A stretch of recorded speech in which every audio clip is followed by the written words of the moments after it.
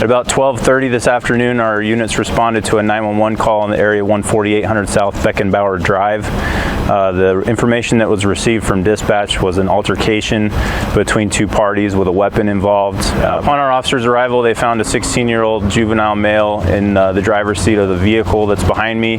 He does have a stab wound to the chest. Life-saving measures were performed by Unified Fire Authority paramedics and from the South Jordan Fire Department, but unfortunately the 16-year-old male is deceased on scene. What led up to this? We don't know. We're still investigating the cause. There was some sort of an altercation. We are interviewing witnesses and talking to people who were in the area at the time, trying to ascertain exactly what happened leading up to this incident. And who was the altercation with? We do have a couple of people who were on scene at the time that we have identified. We're actively pursuing those leads. Again, some sort of an altercation. We just don't have definitive information as to what happened right now. What was the relationship between the two parties? We don't know yet. Is this related to a high school graduation? There was a high school graduation going on at the RSL Academy for Valley High School. At the same time, we're trying to work through some information to determine whether or not that has any connection to this incident. We just don't know at this time. Was that 16-year-old a student at Valley High School? We don't know. We're still working that out. Is anybody outstanding at this point? We don't have any threat to the community. There are a couple of people we're still looking for. However, they're not considered a danger to the community. They're just connected to this incident. We're trying to figure out who was involved, who was on scene here, who might have information related to it, and talk to them as well. What was the altercation about? We don't know that yet.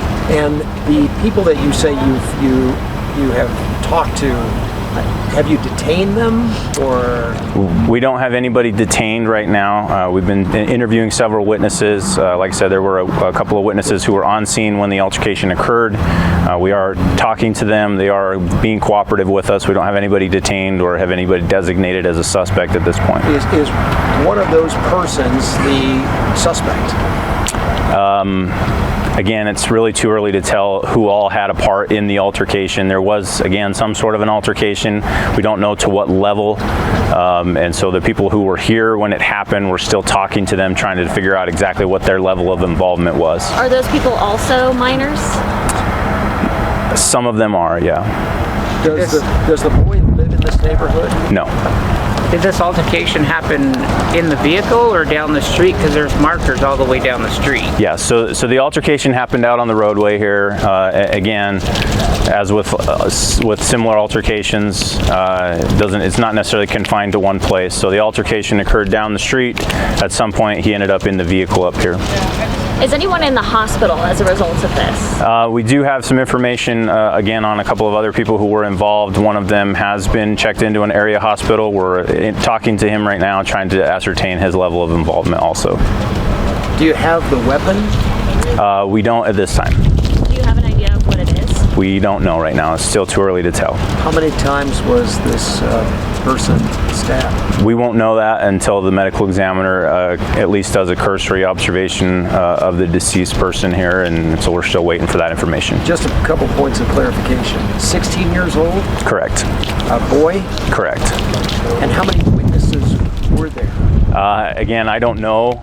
There were certainly more than two or three. There were several witnesses that were here or had some information of what led up to the altercation. So we're still trying to piece that together, but it's a very chaotic and a very big scene at this point. Is that car, does it belong to the deceased? That I don't know. Were there more than one person? Was there more than one person in the car? At the time our officers arrived, there was only the deceased individual in the vehicle. And it was stopped right there? Correct. And do you know why that vehicle was in this neighborhood? We don't. And was the boy still living when police arrived? Again, I'm not a doctor. I do know that paramedics from the Unified Fire Authority and South Jordan Fire, in addition to our police officers, did perform some life-saving measures. Unfortunately, he succumbed to his injuries. If you don't have anyone detained and you don't have the weapon, how can you be sure to say that there's no threat to the community or the public? Just based on the information that we have from the witnesses so far, it appears to be an isolated incident between these parties. So we're fairly confident there's no threat to the general public. Are the witnesses friends of the deceased? There are a couple who are at least acquaintances, we think, but again, we're still in the very early stages of the investigation before we can piece together what those relationships look like. Those people are clearly in shock as well, so they need some time to process what's going on, but we'll be in contact with them and continue our interview process until we figure out exactly the nature of their relationships. When you say quite a few witnesses, can you give us a ballpark number? I've heard of at least 5, but again, it's difficult to piece together until our investigators go through their process and making sure they're identifying all the parties who were here at the time of the altercation. Did the people who had the altercation, did anyone hear what they were saying? I'm sure the people who were here did, but we just don't have that information yet. Our detectives are still working through that process. And what more can you say about the 16-year-old boy beyond, he's deceased and that's his car? Yeah, so obviously given his age and the nature of what we're dealing with, we're not releasing any information about him right now. We're still working through family notifications to his family, and at some point we'll make that information available. His family has not been notified yet. When I say they haven't been notified, meaning that I didn't do it. We've sent investigators to notify his family, but we're still working on, obviously, like extended family notifications. We don't want anybody's uncle or grandpa to find out from the news that what happened. So we're giving them some time to make those notifications. Is he from Herriman? What's that? Is he from Herriman? I don't know where he lives right now. Any inclination that this is related to gang activity? Again, it's really too early to tell. We'll work through that information as we can with the witnesses, and as soon as we can discover the nature of their relationship between the two parties, it's just too early to say. Go ahead. How long do you think this area will be blocked off for you? So our investigators and crime scene technicians will go through the processing of the scene. That typically takes several hours. So again, we want to make sure we do a thorough job and obtain all the evidence that we can as we collect and work through our investigation. I would anticipate we'll have this closed for at least another couple hours. Was there any sort of a scene at the graduation ceremony at the stadium? There was no crime scene. There's no altercation. There's no piece of this incident that occurred at the stadium, at the graduation. Did the witnesses say there was another car that followed this vehicle here?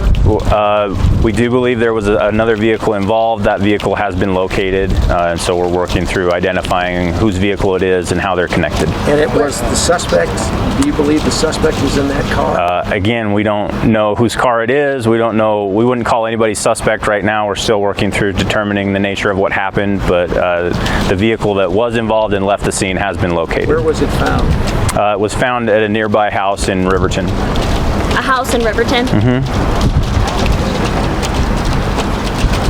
Was there more than one assailant here? That we don't know.